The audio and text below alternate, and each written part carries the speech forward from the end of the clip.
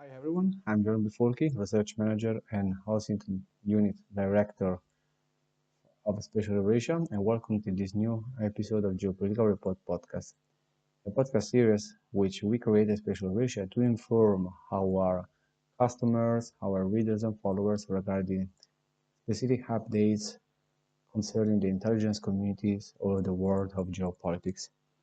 Presently, we released two reports regarding the intelligence community and the intelligence world. The first one concern like Israel and Iran. Indeed, the Iranian intelligence minister Ismail Khatib claimed that Tehran seized the strategic and sensitive Israeli intelligence, including 1,000 pages of documents related to Israeli nuclear facilities and defense plans. We do not have any confirmation. We cannot say that there are evidence and open sources or classified sources which can confirm or deny what Tehran stated. But what we can say is that if this information will be true, this is important because this confirms, first of all, that the Islamic Republic of Iran has the right intelligence to assess and to understand the Israeli defense apparatus, intelligence apparatus, and also the nuclear weapons and all the installations which allow Israel to produce nuclear weapons. And this is also important because even though for decades inside the intelligence communities and the world international relations, many people, many experts have stated that Israel has the nuclear weapons. This information was never confirmed by Israeli authorities. In this case, if Tehran really has this kind of information and will share with the international community, with the media, Israel should at least provide some explanation regarding its nuclear weapons program. Secondly, this is important because for the second time in just 2-3 years, Israel has been exposed for its intelligence community and for weakness inside the intelligence community. The first weakness was during Hamas military operations on 7 October, or attack against civilians and military personnel, Israeli military personnel. At that time, everyone believed, before these attacks, everyone believed that Israel had one of the best, or probably the best, intelligence communities and apparatus capable of controlling and defending its country.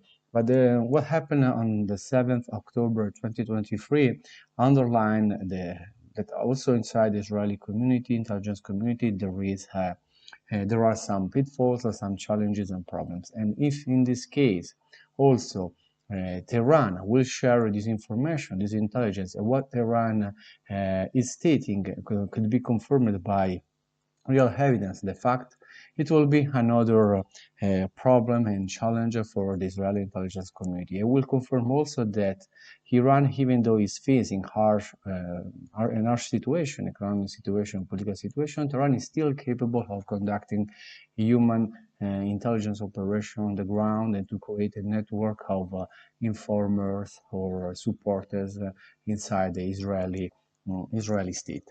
The second report is related to Russia and China, and what the New York Times released in one of its articles. The New York Times stated that according to an intelligence document produced by the Department of Counterintelligence Operation, the FSB, the Russian FSB, the Russian domestic intelligence looks at China as a threat or a potential threat.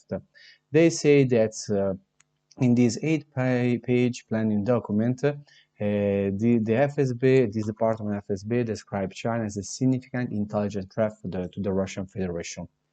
We do not have any evidence also in this situation to confirm, to deny what the New York Times is stating, also because the New York Times published the articles, and the article, of course, was shared by different media outlets, media agencies, but we do not have the document, the original document. And until now, we do not know if the New York Times has this document. But what we can say is that, first of all, that if we look at the intelligence community and the value of these articles, also this possible leaked document, This confirms the fact that, first of all, between Russia and China, there is a cooperation, particularly after the beginning of the Ukraine conflict and the Western sanctions against Moscow.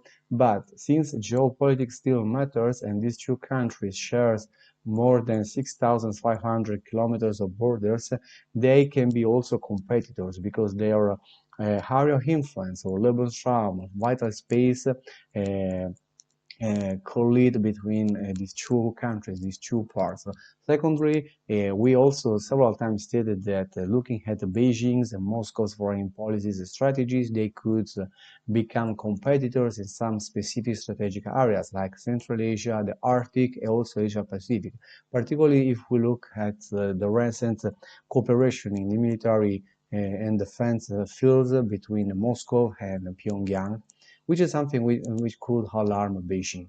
Secondly, if we look in the field of information warfare, strategic communications, or perhaps psychological warfare, we can also assume that even though, because we don't have some confirmation, we don't know if what the New York Times have published is a solid intelligence or not, just interpretation of some data, could be speculation. What we can say is that for sure, these articles and this information could affect the relations between Moscow and Beijing, and this could be also useful for the United States, particularly in a period where Washington is trying to reach a deal with Moscow regarding the Ukraine conflict. So these are two massive information and news regarding the intelligence community, the international intelligence community, which can significantly affect the Eurasian geopolitical chessboard. Thanks for your attention. Let's stay with us and let's see what will happen in the future in the intelligence community. Bye bye.